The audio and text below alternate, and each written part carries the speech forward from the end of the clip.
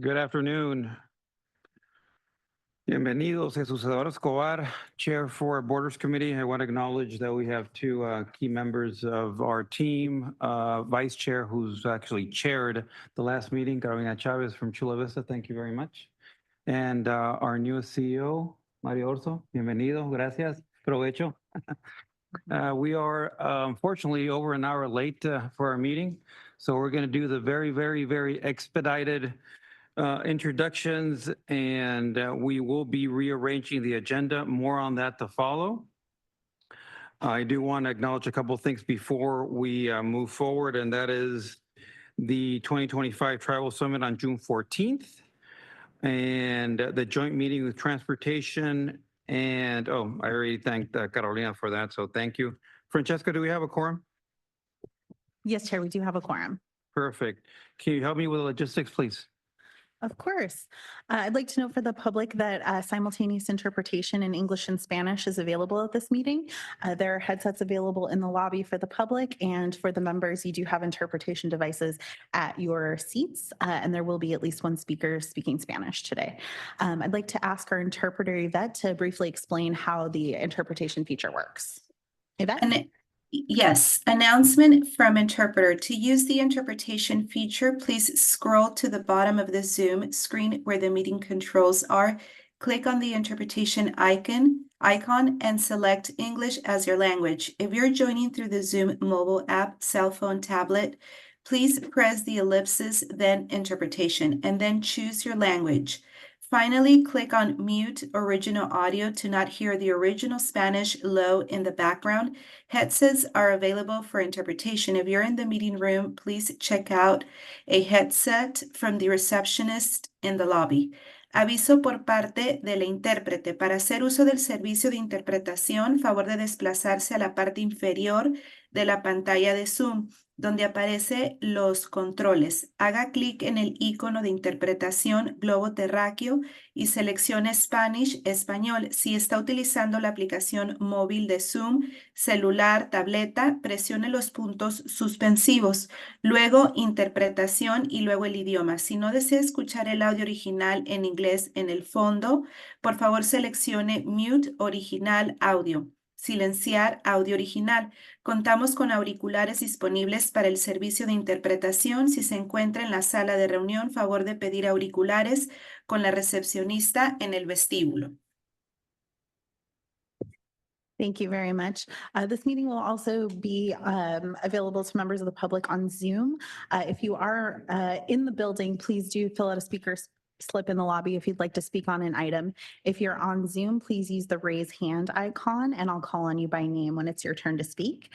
If you're calling in by phone, you will need to press *9 to raise your hand. And when I call on you by name, please use *6 to unmute yourself. And after you make your comments, you'll be muted by SANDAG staff.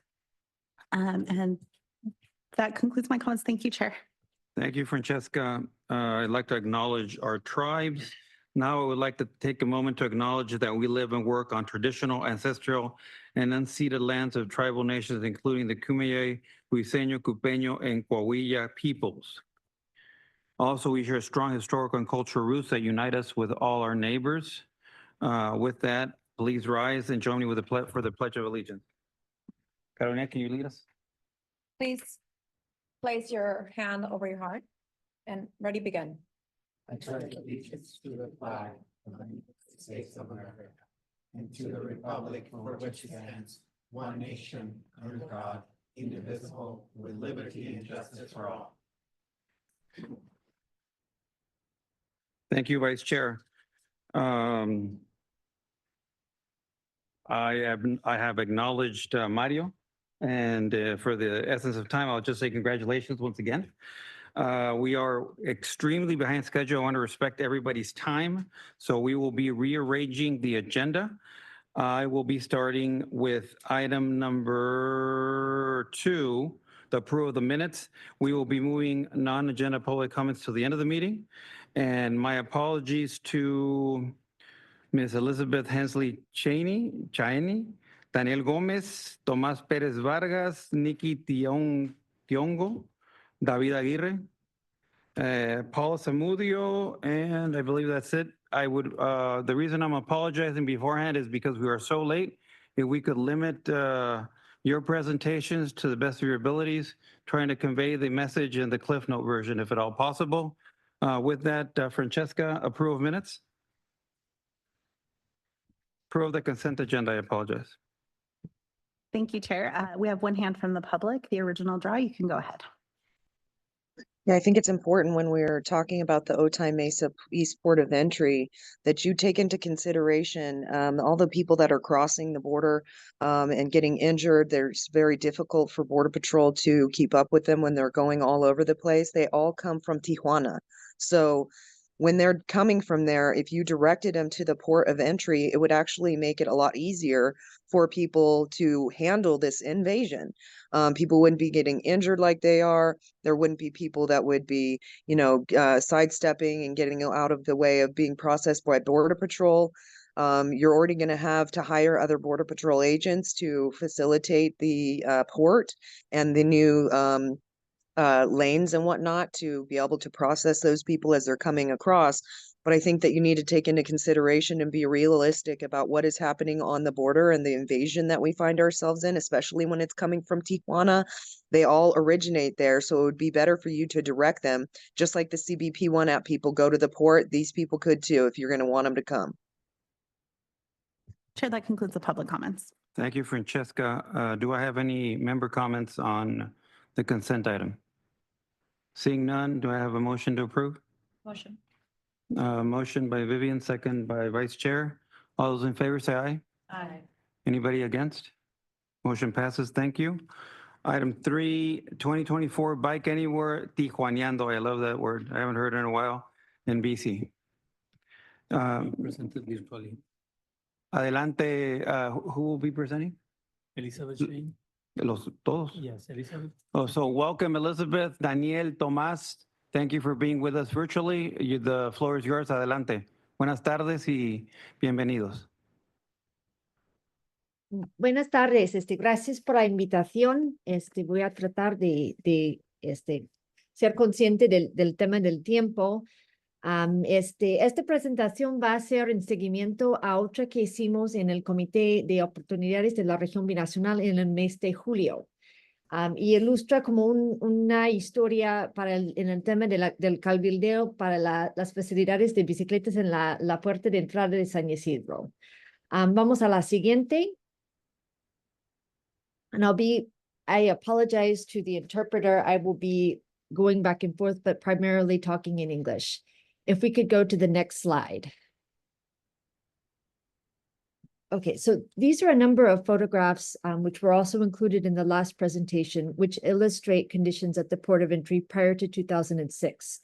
I recognize Alfonso Carabello of the Fototeca del Colef, who took these pictures and sent them to me in a request for an earlier presentation. So conditions pre-2002, bicycle users would share the bus-only lane to cross at the port of entry. Post-2002, due to an increase in bicycle use, bicyclists were given a designated lane, which was advocated for by a congressman at that time. Next slide, please. This I think is a quote that's pretty interesting. It's from a news article that was published in November of 2001. And it speaks a little bit about how, I guess during that time period, prior to 2006, there was a point where more than 2,000 bike commuters were crossing at the San Isidro port of entry per day. And one of the things that we think is interesting about this quote is how you can see how this particular facility lent to improvements in quality of life on the part of people who were able to use it. I'm going to end here by indicating that the facility was terminated in 2006 when the Department of Homeland Security closed the dedicated bike lane. Let's go to the next slide.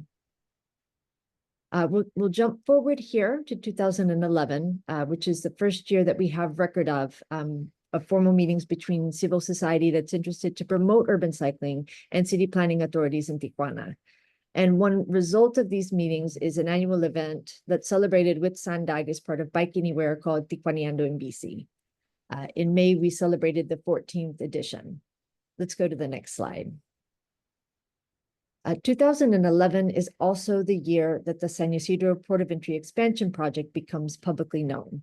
That year, the new pedestrian bridge that connects the transit center that's to the west of the interstate, or to the east of the interstate, that goes west, was also constructed.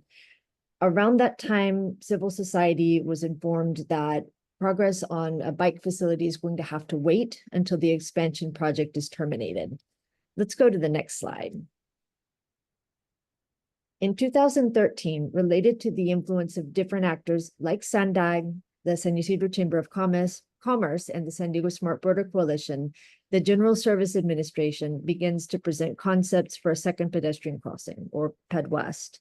I remember Anthony Kleppe, the Regional Land Port of Entry Program Manager, whom, if I can recall, is a cyclist based in San Francisco, who at the time expressed openness to the idea of including at least the width, making the lanes wide enough to incorporate both bicycle users and people who cross at the port using a wheelchair. Let's go to the next slide. Here, we move forward to 2015 in the city of Tijuana. And this is an image that shows a link between a bicycle facility that started in 2015 with a planned BRT route that goes along the Via Rápida. So this particular bikeway, which goes along the Boulevard Benítez, was funded by the Programa Nacional de Prevención al Delito. Let's go to the next slide. So the construction of this bikeway as a bi-directional route along one side of the road came as a little bit of a surprise to those of us who were involved in the planning of the project. It also was a surprise to the people who have a business, the locatarios along the boulevard. I think we learned a lot of lessons in this process about how to work with city authorities, particularly concerning how we can help the city communicate with civil society in advance of building bicycle infrastructure projects. As a footnote here, in 2015, this is where plans to build a bikeway on the southwestern spine of the river channel are made known to civil society. At that time, we had some questions about how this bikeway would be connected with the overall roadway network. And we'll talk a little bit more about that later on. Let's go to the next slide. So here, this is also in 2015 in November, when Jesus Sanchez and Alejandra Leal of ITDP, or the Institute for Transportation and Development Policy in Mexico, were invited by the city to do a taller ciclociudades in El Trompo. It's in the aftermath of this workshop that the city signs a contract with ITDP to develop a estudio de movilidad en bicicleta, which is going to be published in 2018. Here is a footnote. 2015 is the year that the Imperial County Transportation Commission published its pedestrian and bicycle transportation access study to California, Baja California land ports of entry. And one of the recommendations from this study, which is something that we carry with us, included creating north and southbound bicycle-only inspection lanes. Next slide, please. 2016 is the year that the PED West pedestrian border crossing opened to the public. On part of the agency that operates this border crossing, to date, no protocol has been put in place for bicycle users, following comments from GSA early in the process. We'll go to the next slide, which continues in 2016. This is when the 21º Ayuntamiento implements an early version of the Ciclovía del Río, laying 4 centimeters of pavement along a stretch of 3 kilometers on the southwestern spine of the river channel. It's also in 2016 that after years of having imagined a formal link between the San Ysidro Port of Entry to a well-known bike path in the South County, or the Bayshore Bikeway, that formal planning efforts began on the Border to Bayshore Bikeway, which is moving right along with construction. In 2016, I remember Allison Moss was the project manager for the first couple years of planning. Let's go to the next slide. We'll move forward here to 2018 when the Estudio de Movilidad en Bicicleta is published. This is the only publicly available planning document that concerns bicycle mobility for the city of Tijuana. As you can see, it includes a proposal based on documents that were studied by the Instituto Metropolitano de Planeación for a network of bicycle infrastructure across the city. Let's go to the next slide. In 2021, this is the start of the current ayuntamiento, the 24º. At the very start of the administration, there was a lot of interest on the part of the Secretaría de Movilidad Urbana Sustentable in looking at bicycle routes that connect to the port of entry. We'll go to the next slide. And in 2022, through a civilian council on mobility that was brought together by a councilwoman, civil society presents a proposal for 2 infrastructure projects before the Comisión de Movilidad of the Ayuntamiento, one of which is the rehabilitation and extension of the Ciclovía del Río, and the other is the creation of bicycle infrastructure on a roadway called the Calzada Tecnológico. So this punto de acuerdo was voted on by the Cabildo in full and unanimously approved on October 19th, 2022. Okay, now we're going to move forward, if we go to the next slide, to 2024. So while we had started the current city administration, thinking about the 2 slides that we just went over, hopeful about being able to advocate at different levels for dedicated bicycle infrastructure leading to the port of entry, after changes in the city gabinete in 2023, we encountered roadblocks. So we've decided to refocus efforts on strengthening civilian support for projects that prioritize non-motorized mobility. And one aspect of these efforts involves organizing public events and dialogues like Tijuaneando in BC. So let's go to the next slide. So the 2024 edition of Tijuaneando was a 3-day event in mid-May, organized between Alianza por la Movilidad Activa, which is a civil society organization that I'm affiliated with, the Consejo de Desarrollo de Tijuana, or the Economic Development Council of Tijuana, and a project that organizes monthly paseos recreativos to visit different businesses that wish to form part of a bike-friendly business network, which is called A Donde Rodamos. As a kind of footnote, I'd like to recognize Ibrahim Sanchez, whom I think many of you at SANDAG may be familiar with, who pushed our organization to dedicate particular attention to this year's edition. And the next slide, just a quick recap. So this year, typically Tijuaneando is a 1-day event. This year it expanded over 3 days.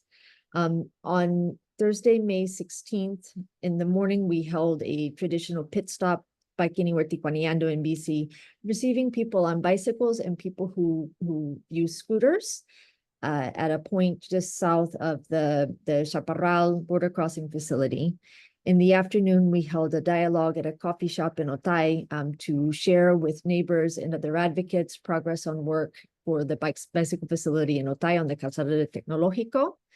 The second day, Friday, May 17th, the Consejo de Desarrollo de Tijuana brought together a kind of, they invited both press and members of the public to go to an insight presentation of their work on what they're calling the Paseo del Río Tijuana, the bikeway that goes along the southwestern spine of the canal.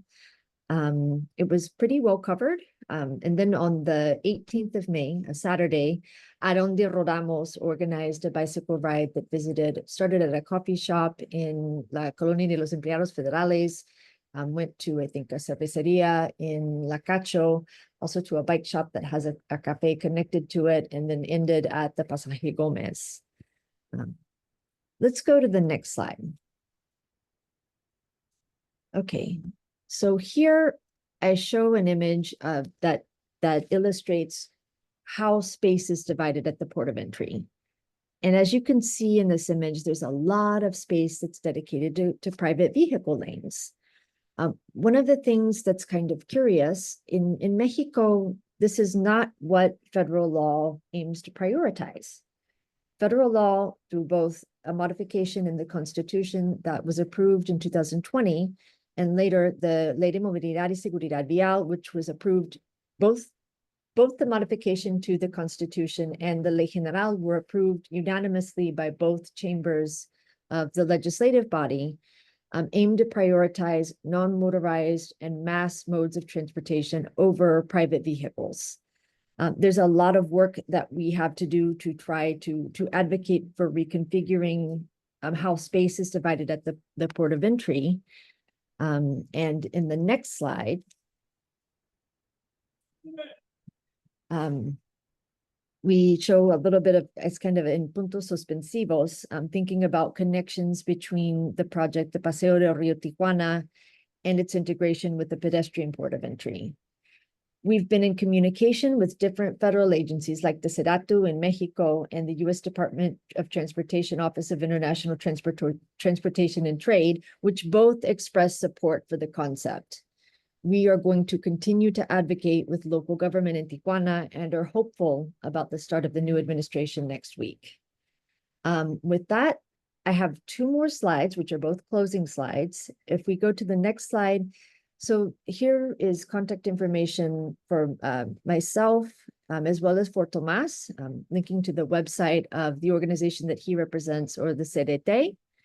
And in the very, very last slide, if we go forward, I'd like to extend a cordial invitation to a kind of protest event that we've been organizing with the collective to draw attention to issues around the mobility system in our city.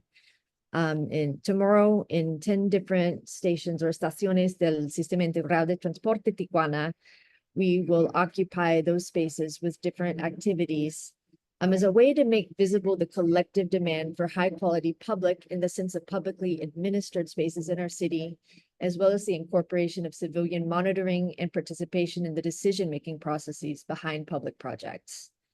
With that, I close and thank everyone for your attention. Elizabeth, thank you for that presentation. We appreciate it. Francesca, any public comments? Thank you, Chair. We do have 3 public comments on this item. First, Catherine Rhodes, if you'd like to step up to the podium. Catherine will be followed by Truth. Hello, Catherine Rhodes, and I want to tell you just this idea I had a long time ago for the border. I think we should put a gondola along the border, and then with the gondola, actually have above it or below it, have an area for walkways and bicycle routes. It's a 5.5-mile area, and what we could do is, of course, if we open Borderfield State Park, we could have that as a big thing. So like if people come here to do triathlons or anything like that, they could run that 5-mile border thing. So anyway, I think it would be a great solution for people, mainly in Tijuana, to be able to cross, go through the gondola on the U.S. side, or ride their bicycles, and then get back into Mexico when they want to. Thank you so much. Thank you. Next speaker. Our next speaker will be Truth, who will be followed by the original draw on Zoom. All right, an American government meeting asking people to protest another country. Wow. Who is civil society? Does it follow the Brown Act? The League of American Bicyclists started Bike to Work Day, but they started as the League of American Wheelmen, who pushed for improved highways, which SANDAG is allegedly against. And this group in the 1800s was racist and supported by eugenicists like John Rockefeller. The sign says, Tijuana in BC reflects the binational spirit, and San Diego is part of a shared binational region with Mexico. Okay, why is our side always the one getting hit with sewage biotoxins? I'm keeping my American spirit. It also claims biking is a viable option. Is it for those who are elderly or have disabilities? And it's not a fun option to ride a bike through the sewage backing up in the streets of Tijuana since they turned on the pump switch in time for election season. And the World Design Capital is a scam. It costs over $500,000 just for a city to be named a winner. South African Commissioner Glenn Babb said the World Design Organization's, quote, sole purpose is to con innocent cities into thinking there's a benefit to be derived from this title. It was a vanity project by our mayor, end quote. It's all a con to collect checks from both countries and erode the borders. Your time has expired. Thank Thank you, you. Truth. Our next speaker will be the original draw. You can go ahead when you're ready. Yeah, it's a surprise there's being protests promoted here at SANDAG. It's very interesting. But, with that, there is a lack of people riding bikes. It's not like we have this increase and it's like, oh my gosh, they have nowhere to go. There isn't anybody wanting to do that. And we're spending immense amounts of money to push this because you're trying to de-incentivize driving. So if the only thing that you're going to have left would be to walk or bike, then you'll have all of the infrastructure necessary when you force people into that. But we sit here and we waste astronomical amounts of money on doing things that aren't necessary. It's all for an agenda. It's Agenda 21, 2030, 2050 that you guys always talk about.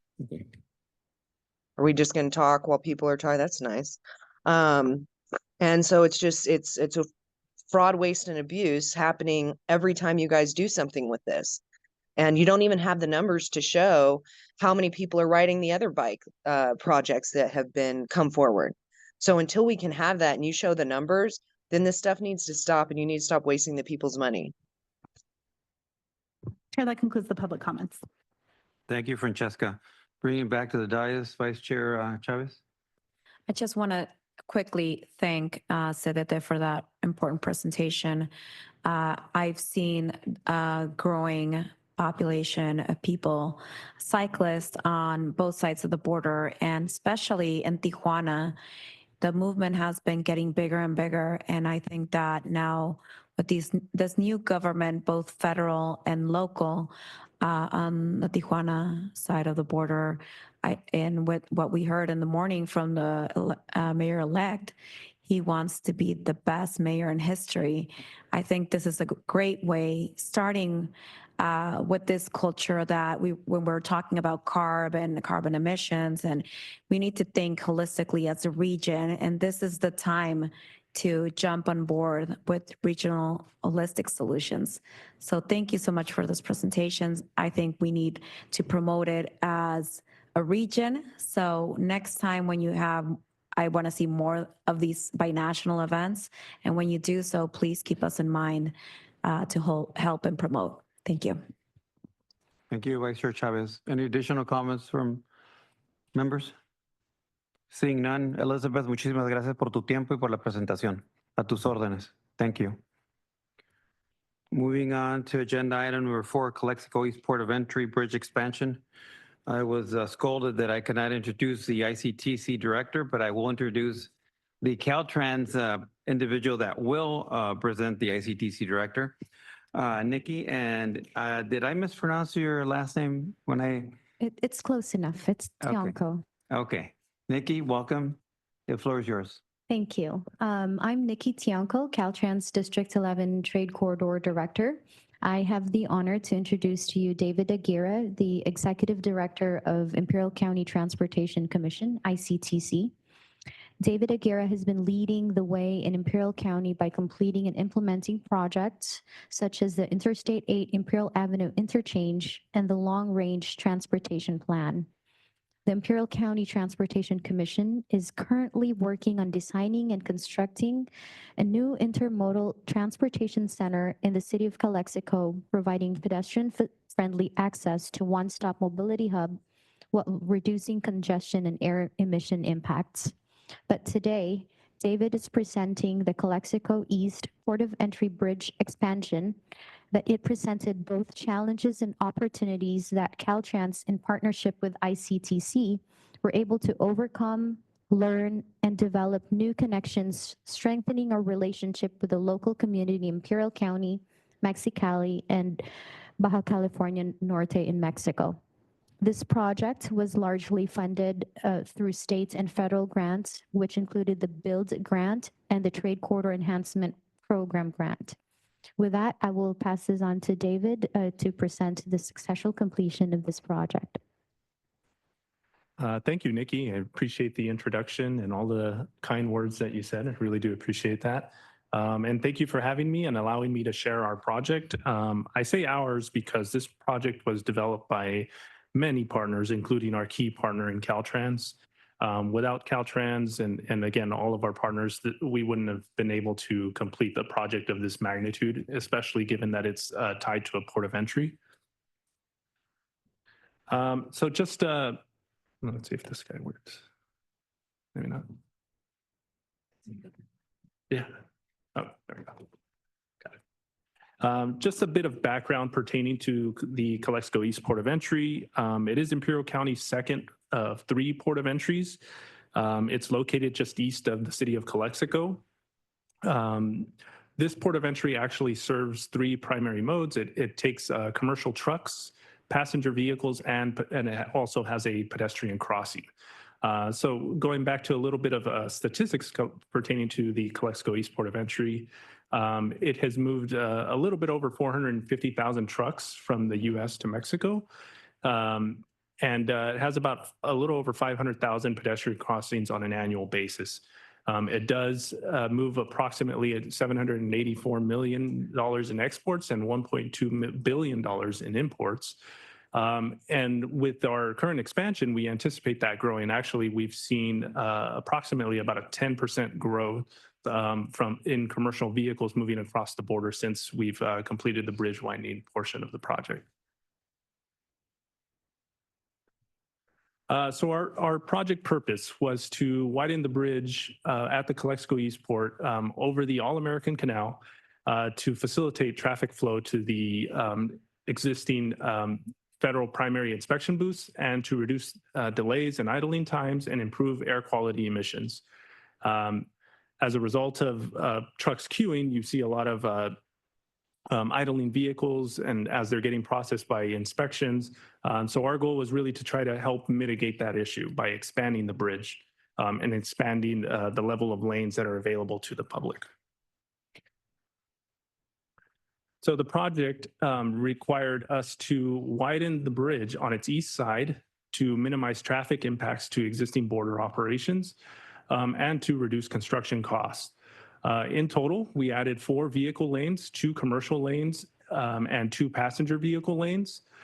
We shifted the existing northbound pedestrian walkway to the east and added an 8-foot shoulder near the commercial vehicle lanes. If there was ever a situation where there's a commercial vehicle that is down, it can actually move over to the side without impacting or minimally impacting commercial truck traffic. We added new concrete barriers, minor modifications to the existing landscaping, drainage. We added signage, security, and lighting to the facility as well. In terms of project funding, so the project was funded by a number of different grants, as Nikki had noted. We received a $20 million build grant, a $7.5 million trade corridor enhancement program grant, a $3 million trade corridor enhancement program grant that was ultimately used to develop the project study report and environmental processes that were ultimately carried out by Caltrans. So thank you very much to Caltrans. And $2 million from our Measure D half-cent sales tax that was ultimately contributed by the Imperial County itself. So project pre-construction and schedule. In April of 2020, we completed the NEPA environmental process. And the project study report was ultimately completed in May of 2020. Our RFP for this method that we utilized for this project, which was a design build method, which was meant to help expedite the delivery of the project, was issued in January of 2021. And our notice to proceed was ultimately issued in March of 2021. Construction, or actually design, began in about May of 2021. Construction actually began approximately maybe about a year later. So some of the project challenges that we encountered overall with the project was building over the All-American Canal. That's no easy feat. It is a major delivery system of water, not just for the Imperial County, but beyond. We were tasked with not allowing any debris associated with construction falling into the canal. So we had to set up a series of infrastructure improvements to help mitigate that.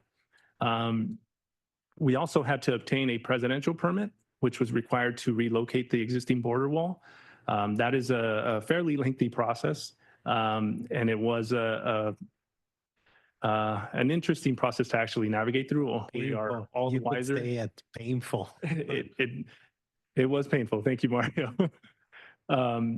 We also had to minimize impact to border traffic, right? So a lot of the construction activities that were completed on site were completed at night so that border operations can continue throughout the day.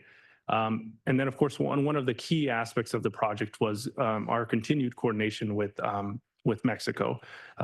Without Mexico, our project or the ultimate design of the project wouldn't have been able to be successful.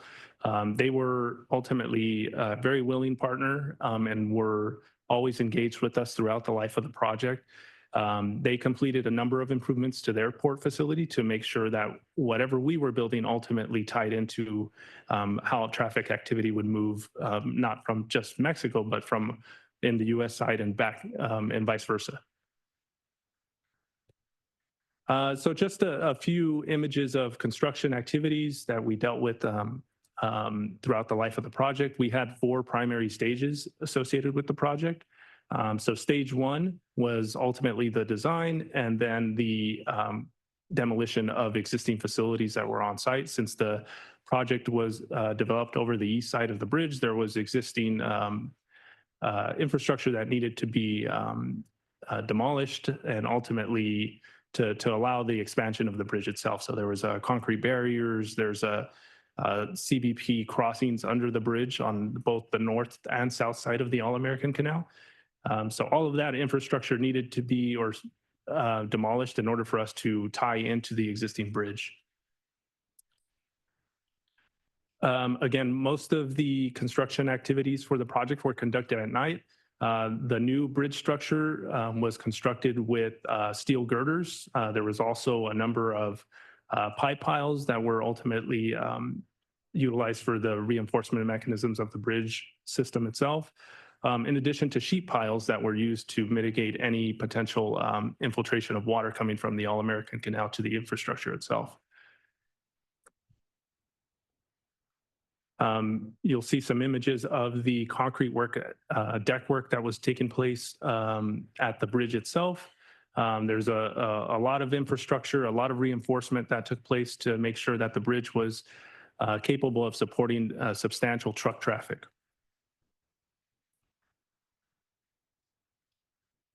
Towards the end of stage 1, after we received the presidential permit, we were able to finally move forward with the border wall infrastructure relocation and reestablishment. Of course, that required coordination with Mexico as well. There's a portion of their border infrastructure that needed to come down as well to accommodate a new roadway structure that was built. So again, they were a willing partner and ultimately worked with us to make sure that when we built our infrastructure, they were moving along with us and building their infrastructure as well. Stage 2 of the project consisted of the pedestrian crossing. So ultimately, as a result of the additional traffic or commercial vehicle lanes, we were able to slightly relocate the pedestrian crossing to the east, which ultimately allowed us to add new concrete barriers to provide safety for the pedestrians that are actually crossing at the facility.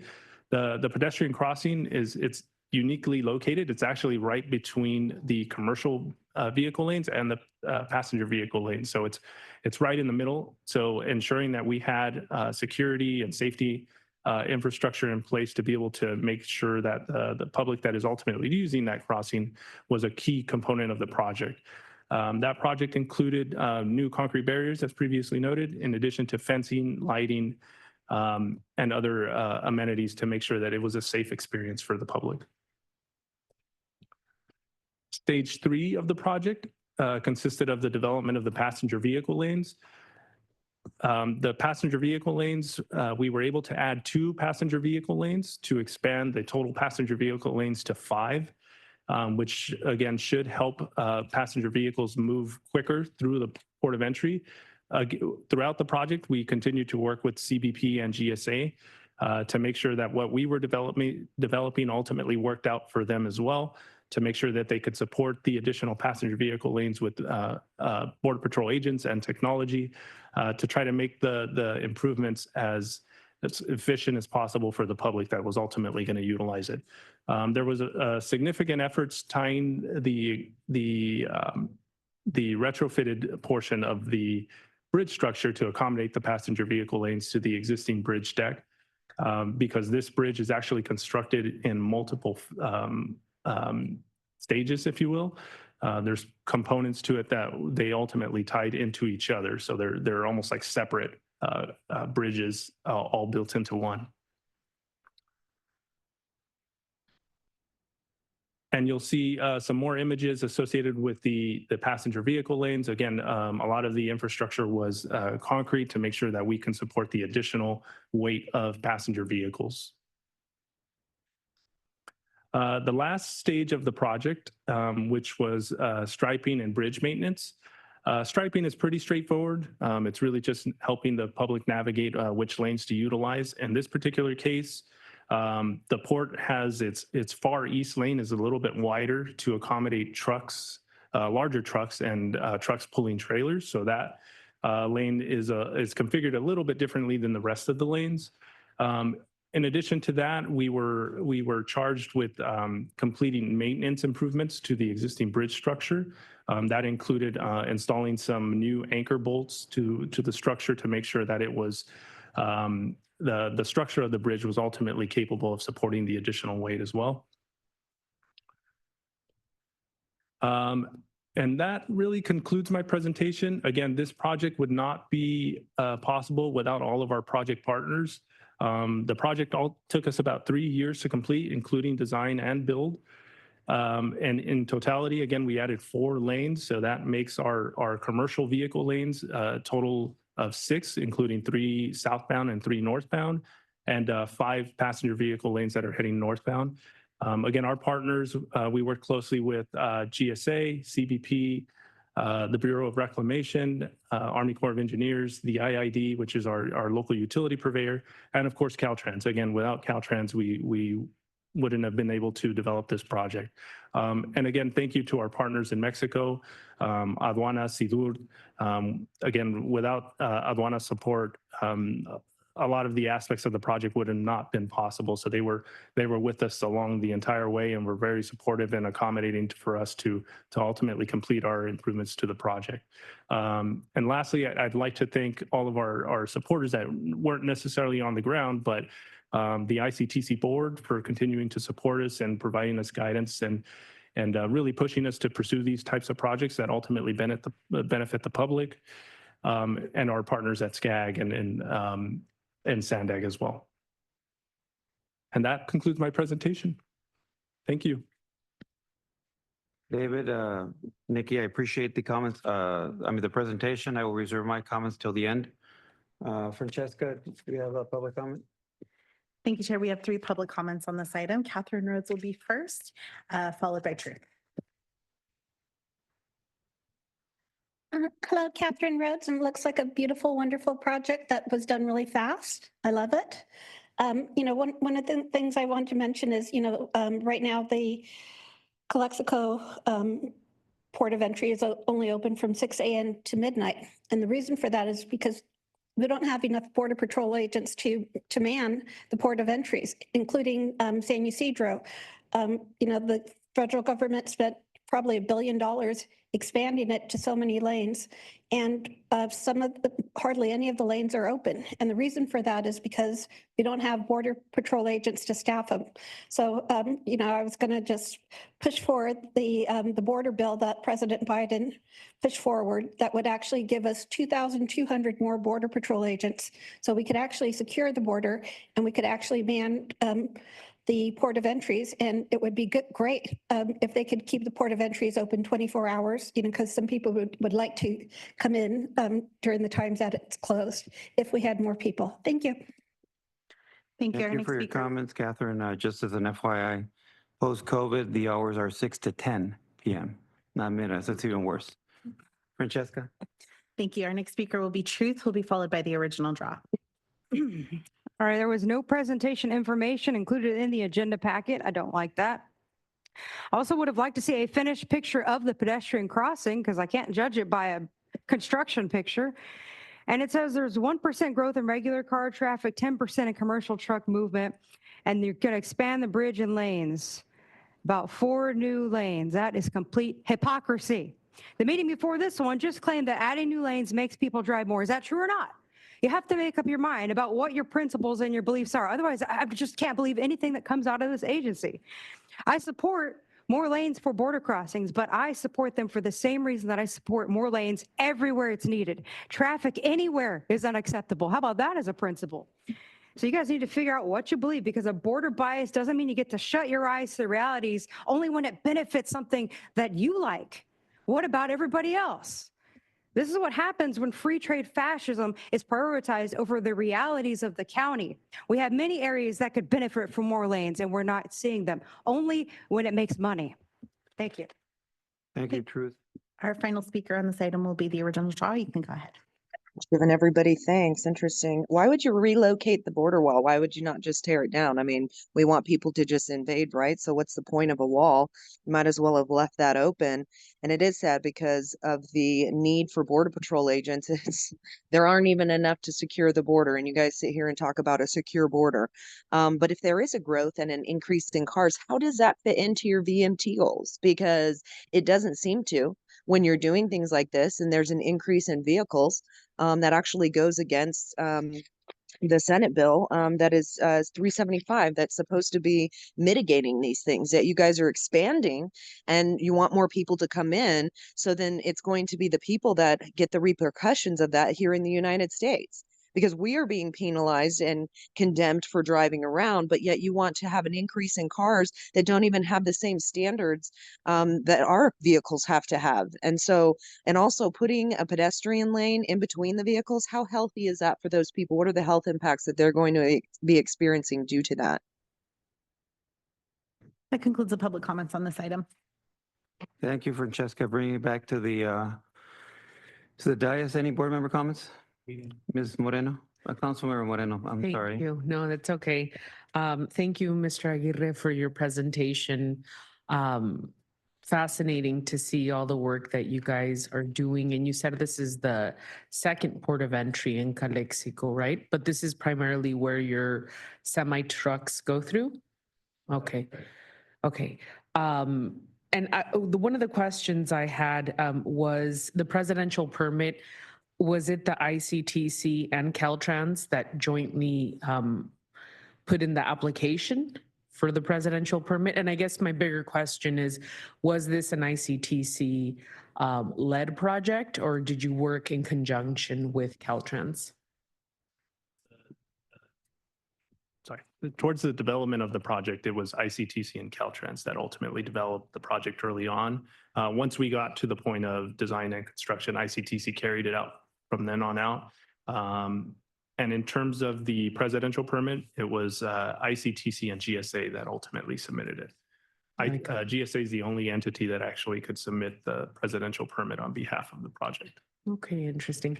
I represent Otay Mesa, so it's always fascinating to see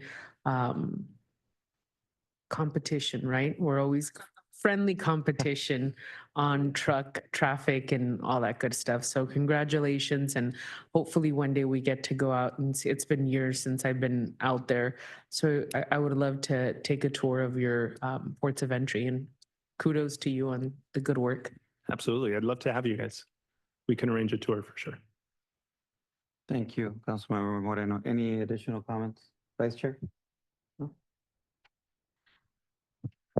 Just congratulate you on a great project. Anything that facilitates the flow of our floating population that we share on both sides of the border as a region, solutions that we need as a region more than an island is good for me. So thank you for all your hard work. As Mario mentioned, it wasn't easy, but somehow you pulled it off. And congratulations. Hope we see more projects coming to our South Bay soon. Thank you. No, thank you for the support. I really do appreciate it. Any additional comments by members? Just a point of reference in order to kind of leave it in layman's terms, Councilmember Moreno, Calexico West is similar to San Isidro, where you have vehicular traffic and pedestrian traffic, whereas Calexico East is more like Otay, where you got pedestrian, vehicular, as well as truck traffic coming north and going south, obviously. We need to work on the names, right? We need new names. Yeah, Calexico East, Calexico West. David, Nikki, I appreciate your assistance. Being a professional in the logistics sector, this is definitely a game changer for the local area. I think it improves the goods movement. It gives the area an opportunity as nearshoring continues to evolve.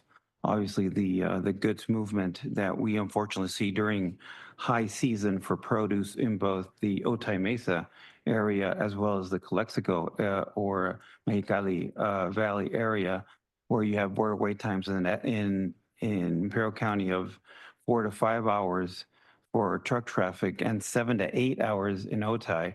Obviously, any type of improvement when it comes to logistics is highly appreciated from both the logistics, public health, and just a goods movement overall sector. So we appreciate the hard work. I know it wasn't easy, but we appreciate the support from Caltrans, obviously ICTC, as well as all your partners. So with that, thank you very much. One last comment. Obviously, you and I share the same road, Interstate 8 east-west. So thank you for your sacrifice and spending an extra half day on Interstate 8 today to be able to make this presentation to us. Thank you. Thank you. With that, we move on to item number 5, 2024 San Diego Regional Tribal Summit Summary. Ms. Paula Zamudio Sandag. Thank you. The floor is yours. Thank you. Hello, members. Hola, Hauka. I'm happy to be able to be here on California Native American Day to share this update on the 2024 Tribal Summit recap. I will do my best to make my presentation brief. Just as a reminder, our region is home to 18 Native American tribal reservations. This is the most of any county in the United States. And then I won't spend a lot of time on this, which provides a little bit of a timeline of the tribal program history here at SANDAG that goes back more than 20 years. I'll call out 2002 when the first tribal summit was convened between SANDAG Board of Directors and Southern California Tribal Chairmen's Association's Board of Directors. I'm going to say SATCA from now on just to not have to keep saying that long name. And then the second date that I'll draw your attention to is 2007, which was when SANDAG and SATCA formalized their government-to-government framework that provided tribes an advisory role on the SANDAG Board of Directors, as well as on our committees.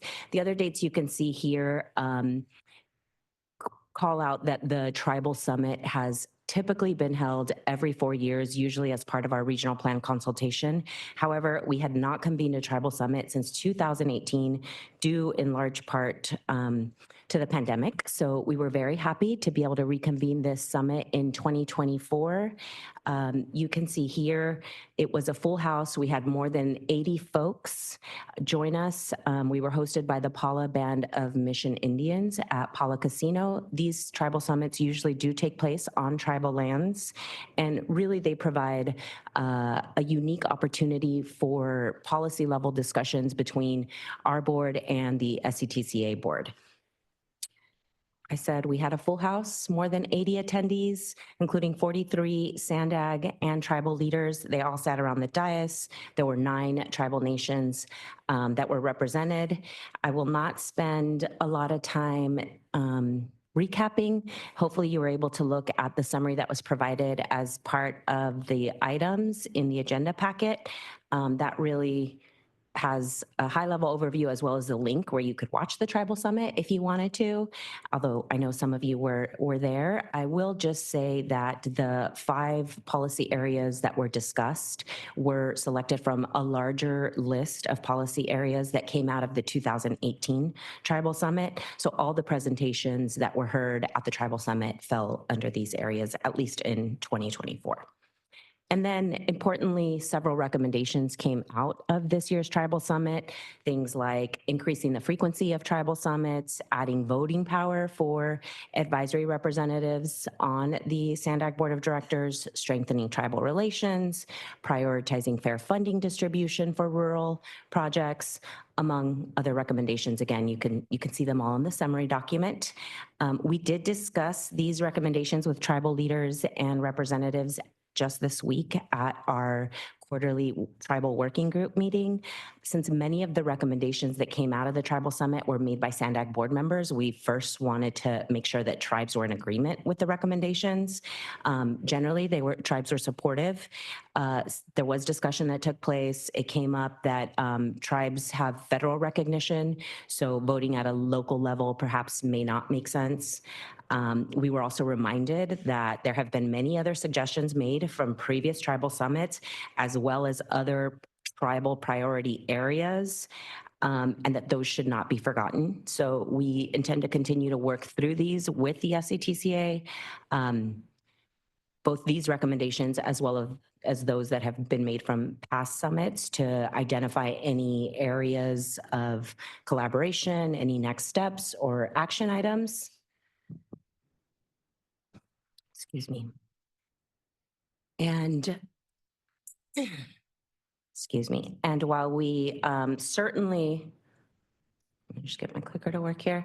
We certainly want to advance new recommendations. We also want to recognize that we have many collaboration efforts that are currently in progress. Collaboration and continued discussions generally takes place throughout the year, primarily through the monthly tribal task force meetings and quarterly working group meetings like the one that we just had this past Wednesday. Some of our ongoing efforts with tribes that we'll continue to move forward and work on include a tribal housing grant program that we are working on with SATCA to allocate $3.4 million to advance housing on or near tribal reservations. Yes. This started as a $2 million set aside for tribes, and we were able to increase the amount based on the project applications that we received and being able to shift funding from other areas to increase the funding for tribes. We are advancing work on 2 capital tribal priority projects, the interchange at I-8 at West Willows Road and improvements to State Route 76. We're working closely with Caltrans on this, and planning work is expected to start before the end of this calendar year. And SANDAG and SATCA continue to work together to improve tribal internet services provided through the Tribal Digital Village through a jointly awarded grant of nearly $500,000. And we are working on a grant in partnership with the La Jolla Band of Luiseño Indians to develop a regional Vision Zero action plan, as well as a plan specifically for the tribe. And of course, we'll continue to consult with tribes on the regional plan as we move forward with that. 2 newer efforts that weren't discussed at the summit. One of them you can see here. We're working on a collaboration with the Viejas Band of Kumeyaay Indians on a pilot case study that explores the infrastructure, policy, and regulatory requirements for implementing advanced air mobility within a tribal nation. Very cool, futuristic things. And then finally, SANDAG is providing technical support on the Campo Band of Mission Indians Golden Acorn Charging Hub project. That's my update, and I'm happy to take any questions.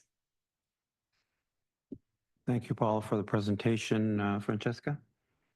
Thank you, Chair. We have 2 public speakers on this item. Truth will be first if you'd like to step up to the podium, and Truth will be followed by the original draw.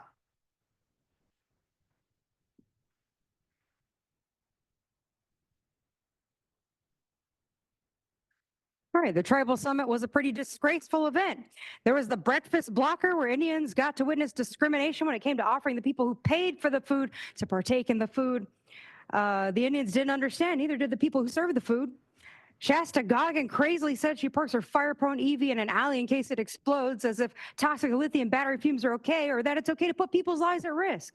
The lighting was not very good and the audio recording was a disaster. The room felt both very cramped and very far away at the same time.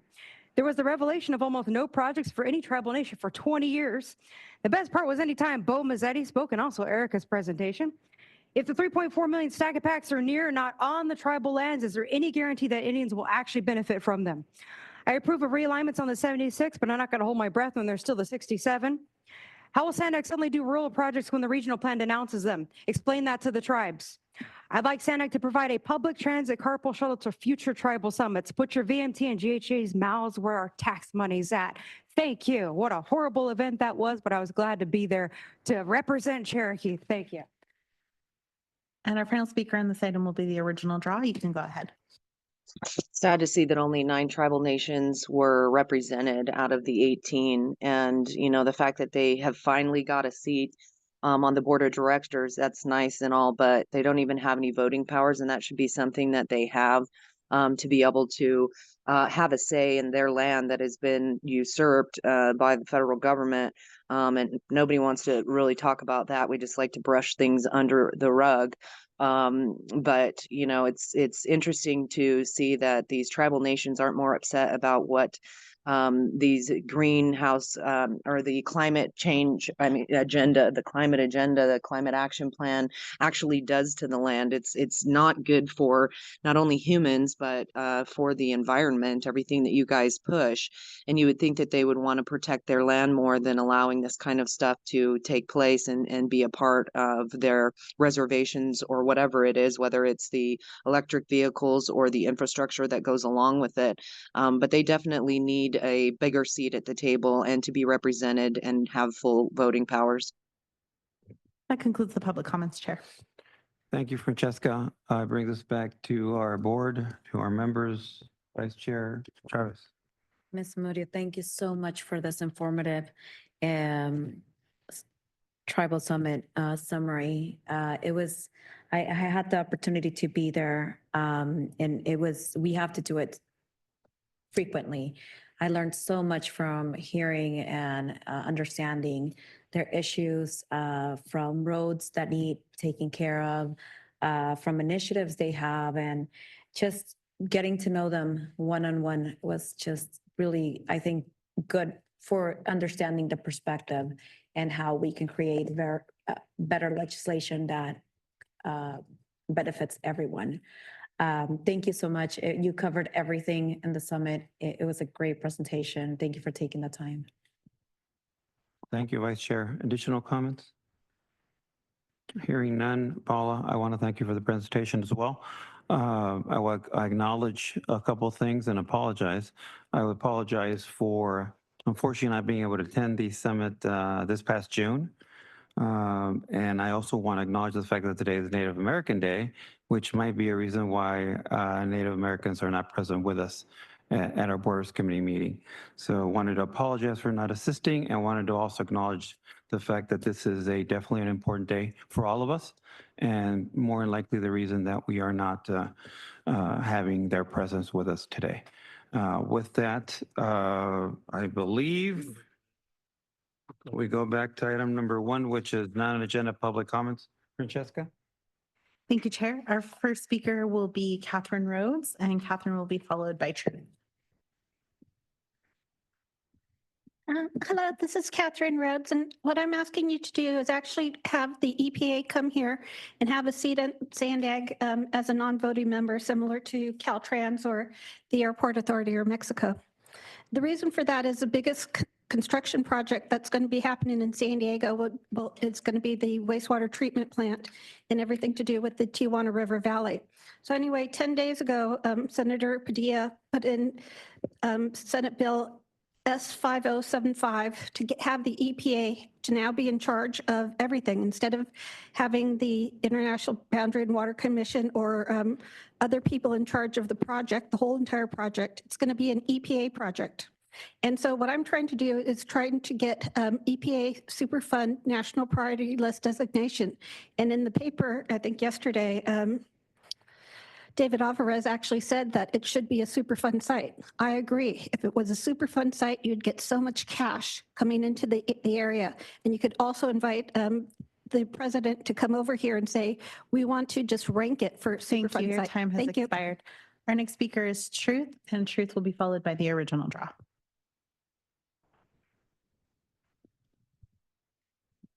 All right, Carolina, remember, more lanes for Otay and Calexico, but all managed toll lanes for the 125.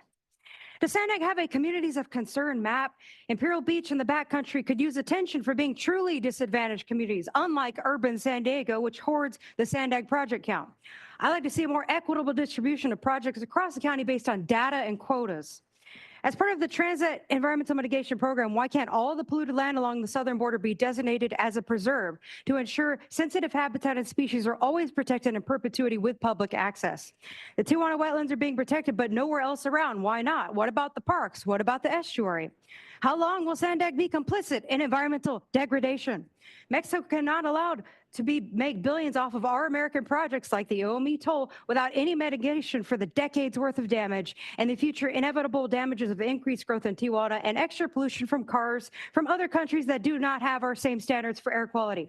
My generation must be the last generation to experience this environmental damage. No more excuses. And admit it, Mario, you came here just for me. Our final speaker on this item will be the original draw. You can go ahead. What difference does it make if the tribal members are there if they don't even have any voting power? It's kind of weird that you're like, we wish they were there so they could just sit and listen to us and have no say in anything. But you know, it's interesting that you never want to talk about what's actually happening at the border and the environmental impacts that has when people are crossing along the wall, all from east to west. All along the southern border, actually, you know, damaging the environment just by the trash that is left through fires that are started. You know, you want to talk about the mayor of Tijuana and how he wants to be the best mayor and all, but are you even having conversations like that? You should be having items that come forward that actually address this issue instead of saying the borders are secure. They're not. Doesn't matter what you do with the ports of entry.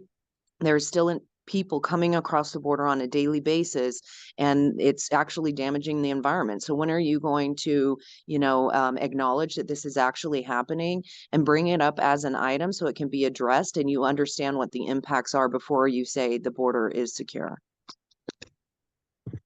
So that concludes the public comments. Thank you, Francesca. Bring it back to this dais. Any board member comments prior to adjournment?